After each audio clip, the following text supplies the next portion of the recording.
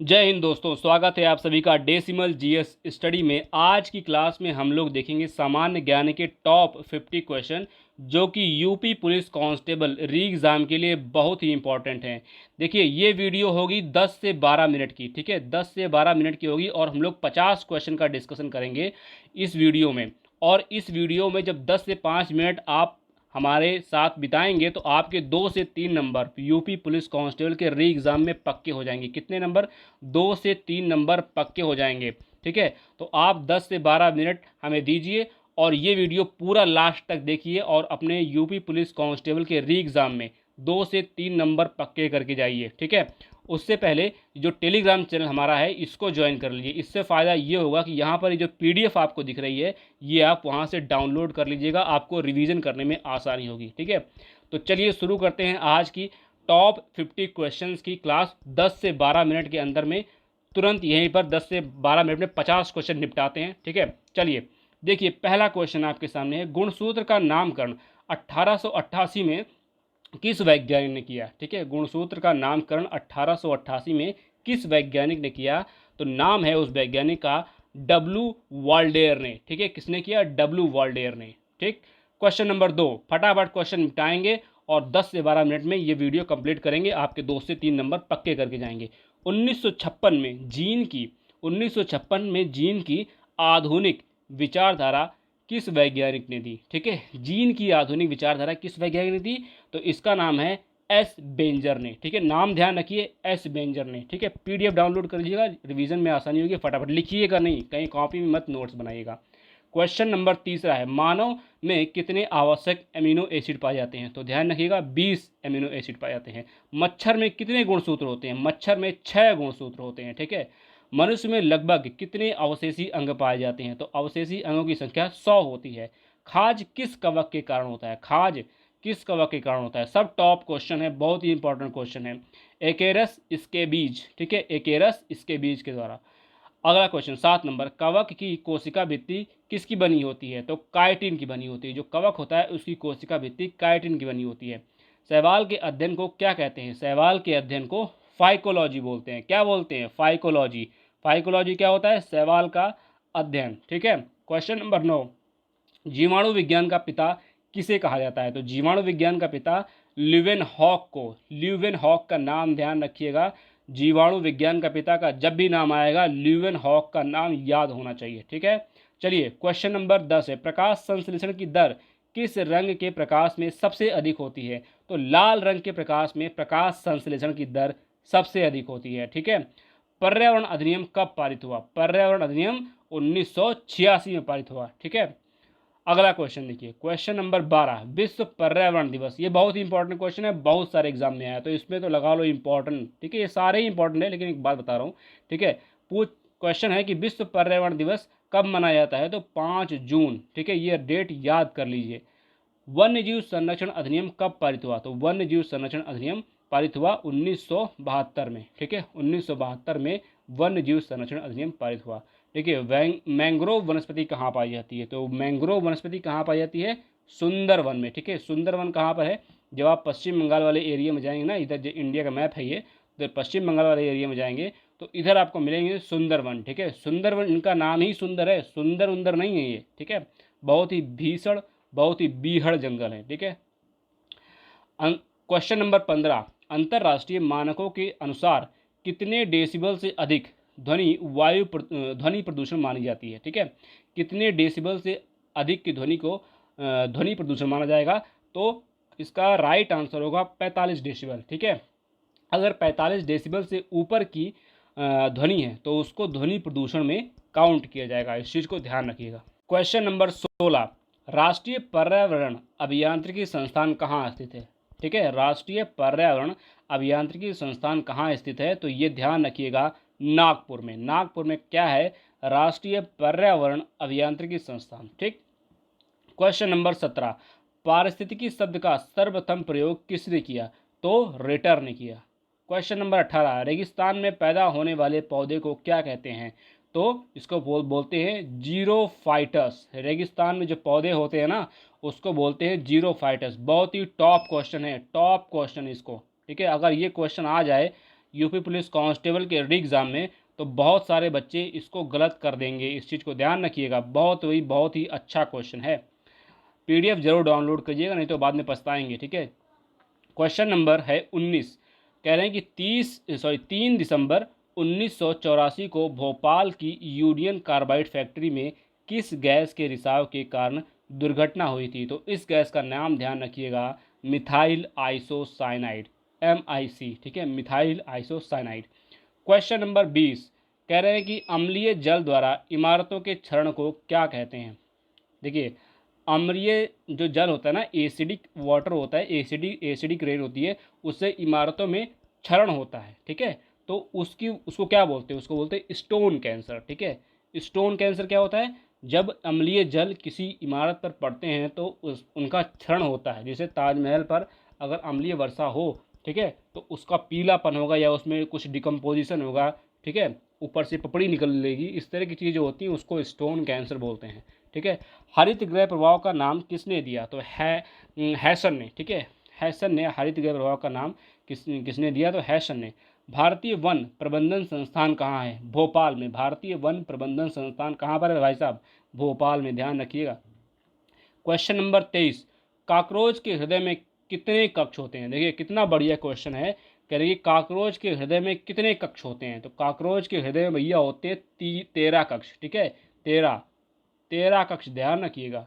बहुत ही important question. देखिए ये इंपॉर्टेंट इसलिए है क्योंकि ये यूपी पुलिस कांस्टेबल के री एग्ज़ाम के टाइप के क्वेश्चन है। इस तरह के क्वेश्चन आ जाएंगे ना, थोड़ा सरल आते हैं, थोड़ा कठिन आते हैं, इस तरह के क्वेश्चन आ जाएंगे। अब पूछ लेंगे कि काकरोच के हृदय में कितने कक्ष होते हैं, तो ये आपको पता होगा तभी आप लगाओगे, तुक्का लगा के आओगे। तुक्का लगाओगे, सही होगा तो सही हो गया, गलत हो गया तो फिर गलत ही हो गया, ठीक है।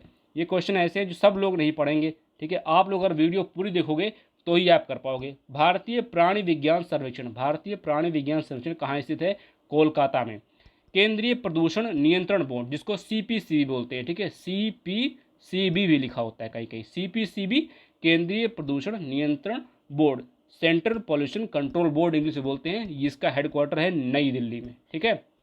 Question number 26। रक्त बिंबाणु की मृत्यु कहाँ होती है? तो प्लीहा में, ठीक है। रक्त बिंबाणु की मृत्यु कहाँ होती है? ध्यान रखिएगा, प्लीहा में। रक्त बिंबाणु का जीवन काल कितने दिन का होता है? तो 3 से 5 दिन का रक्त बिंबाणु का जो जीवन काल होता है वो 3 से 5 दिन का होता है, ठीक। आगे चलिए, RBC और WBC का अनुपात होता है तो 600:1 का, ठीक है, 600:1 का अनुपात होता है। रक्त का pH मान होता है 7.4। अब आप ये कमेंट बताओ कि ये अम्लीय है या क्षारीय, ठीक है। pH वैल्यू में अम्लीय क्षारीय पता लगता है ना, तो 7.4 है तो pH वैल्यू। तो बताओ रक्त क्या है, अम्लीय है, क्षारीय है या उदासीन है, क्या होगा? देखिए क्वेश्चन नंबर 3। रक्त समूह की खोज किसने की है? रक्त समूह होता है ना, ब्लड ग्रुप हम लोग टेस्ट कराते हैं, तो इसकी खोज की थी लैंडस्टीनर ने, ठीक है, लैंडस्टीनर ने खोज की थी इसकी। मानव शरीर की सबसे बड़ी ग्रंथि कौन सी है? तो यकृत मानव शरीर की सबसे बड़ी ग्रंथि। ये क्वेश्चन कई बार आया है। पित्त किस अंग द्वारा स्रावित होता है? तो यकृत द्वारा, ठीक है। पित्त किस अंग द्वारा?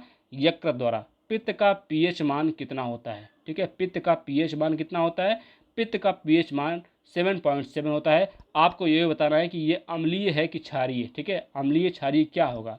आगे देखिए क्वेश्चन नंबर 34। क्वेश्चन नंबर 34 आपकी स्क्रीन पर है। कह रहे हैं कि रक्त परिसंचरण की खोज 1628 में किसने की? है ना, रक्त परिसंचरण की खोज 1628 में किसने की? तो विलियम हार्वे का नाम आपको याद आना चाहिए, ठीक है। Question number 35। सामान्य अवस्था में मनुष्य का हृदय 1 मिनट में कितनी बार धड़कता है? 72 बार। ये तो सबको पता है, ठीक है, ये 72 बार सबको पता है। लेकिन यहाँ पे ध्यान रखिएगा, भ्रूण अवस्था में 150 बार क्वेश्चन ये बन के आएगा, ठीक है। सामान्य अवस्था में सबको पता है 72 बार धड़कता है, लेकिन जब भ्रूण अवस्था होती है तो उसमें कितनी बार धड़कता है, कि पूछा जाएगी कि माँ के पेट में भ्रूण अवस्था में जो शिशु होता है उसका जो दिल है वो कितनी बार धड़कता है, हृदय कितनी बार धड़कता है? तो ध्यान रखिएगा 150 बार। ये क्वेश्चन इंपॉर्टेंट है। सामान्य तो सबको पता है कि सामान्य मनुष्य में 72 बार होता है। इंसुलिन की खोज किसने की? तो इंसुलिन की खोज की है वेटिंग एवं वेस्ट ने, ठीक है। Question number 37। हृदय का जो भार है लगभग कितना होता है? जो हमारा दिल है उसका भार कितना होता है? तो 300 ग्राम भार उसका होता है, ठीक है। इस चीज़ को ध्यान रखिएगा, 300 ग्राम भार होता है। क्वेश्चन नंबर 38, प्रोटीन शब्द का सर्वप्रथम प्रयोग किसने किया? प्रोटीन जो शब्द है उसका यूज़ किसने किया? तो जे बर्जीलियस ने, ठीक है, जे बर्जीलियस ने प्रोटीन शब्द का सर्वप्रथम प्रयोग किया। ठीक है, देखिए टेलीग्राम जरूर ज्वाइन कीजिए, ठीक है, टेलीग्राम जरूर ज्वाइन कीजिए। आपको जो पीडीएफ दिख रही है बेहतरीन पीडीएफ आपको वहीं पर मिलेगी, ठीक है, और टेलीग्राम ज्वाइन कीजिए, चैनल को सब्सक्राइब कीजिए। आपकी सफलता में हमारा योगदान होना चाहिए थोड़ा बहुत, हम इतनी दुआ करते हैं। चलिए क्वेश्चन नंबर 39, विटामिन की खोज किसने की? तो विटामिन की खोज की है फंक ने। किसने की है? फंक ने। विटामिन ए का रासायनिक नाम क्या होता है? ठीक है, विटामिन ए का रासायनिक नाम क्या है? तो विटामिन ए का रासायनिक नाम है रेटिनॉल। क्या है? रेटिनॉल। ये सब ध्यान रखिएगा, ठीक। क्वेश्चन नंबर 41, प्लेग रोग किस जीवाणु के कारण होता है? ठीक है, प्लेग क्या है? रोग है, और पूछ रहे हैं कि किस जीवाणु के कारण होता है? तो ये होता है हीमोफिलस परटूसिस। हीमोफिलस परटूसिस, शब्द को ध्यान से पढ़िए, हीमोफिलस परटूसिस। ठीक है, ये प्लेग रोग किस जीवाणु का होता है? ये जीवाणु का नाम है। अगर दे दें कि हीमोफिलस परटूसिस क्या है? जीवाणु, विषाणु, वायरस, ठीक है, तो जीवाणु ध्यान रखिएगा, ठीक। क्वेश्चन नंबर 42 है, टिटनेस रोग से कौन सा अंग प्रभावित होता है? तो इसको ध्यान रखिएगा, तंत्रिका। जो तंत्रिका है हमारी वो प्रभावित होती है। टिटनेस रोग से हमारी तंत्रिका प्रभावित होती है, ठीक है। क्वेश्चन नंबर 43, बड़ी आंत की लंबाई, बड़ी आंत की लंबाई कितनी होती है? लगभग में बताना है। तो लगभग 1.5 मीटर, 1.5 मीटर जो है वो बड़ी आंत की लंबाई होती है, ठीक है। और छोटी आंत की लंबाई कितनी होती है? कमेंट में लिखिएगा, ठीक है। छोटी आंत की लंबाई कितनी होती है? कमेंट में लिखिएगा, आपका कमेंट बहुत इंपॉर्टेंट है। क्वेश्चन नंबर 44, पेंगुइन चिड़िया कहाँ पाई जाती है? तो पेंगुइन चिड़िया पाई जाती है भैया अंटार्कटिका में, ठीक है, अंटार्कटिका में पेंगुइन चिड़िया पाई जाती है। अब क्वेश्चन नंबर 45 है कि व्हेल के हृदय में कितने चेंबर होते हैं? ठीक है, अभी ऊपर पूछा था कॉकरोच के हृदय में कितने चेंबर होते हैं, ठीक है। अब पूछ रहे हैं कि व्हेल जो होता है उसके हृदय में कितने चेंबर होते हैं? तो उसके हृदय में होते हैं 4 चेंबर, ठीक है, 4 चेंबर होते हैं। क्वेश्चन नंबर है 46, मधुमक्खी और चींटी किस वर्ग से संबंधित है? तो कीट वर्ग से, ठीक है। क्वेश्चन नंबर 47, रेडियोधर्मी प्रदूषण के मापने की इकाई क्या है? तो रोटे रोटेंजन, ठीक है, रोटेजन, ठीक है, इस चीज़ को ध्यान रखिएगा। क्वेश्चन नंबर 48 है, क्योटो प्रोटोकॉल कब प्रभावी हुआ? तो 16 फरवरी 2005 को ध्यान रखिएगा। क्वेश्चन नंबर 49 है, भारतीय वन्य जीव अनुसंधान संस्थान कहाँ अवस्थित है? तो ये है आपका देहरादून में, ठीक है। क्वेश्चन नंबर 50, भारत ने क्योटो प्रोटोकॉल पर अपनी सहमति कब प्रदान की? तो 2002 में, ठीक है।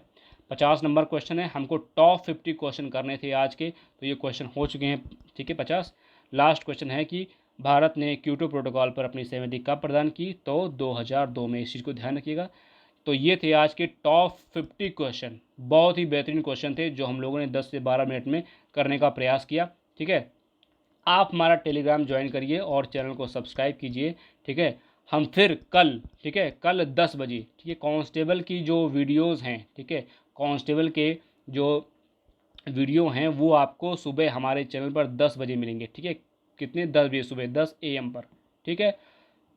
और शाम को 6 बजे, शाम को 6 बजे, 6 PM पर, 6 PM पर मिलेगी सीटेट की वीडियो, ठीक है, सीटेट की वीडियो। तो अगर आप कांस्टेबल की तैयारी कर रहे हैं री एग्ज़ाम की, तो सुबह 10 बजे आइए, चैनल पर आपको वीडियो मिलेगी। और सीटेट की तैयारी कर रहे हैं तो शाम को 6 बजे आपको सीटेट की वीडियो मिलेगी। तो तैयार रहिए अपने एग्ज़ाम के लिए। मिलते हैं नेक्स्ट वीडियो में। धन्यवाद।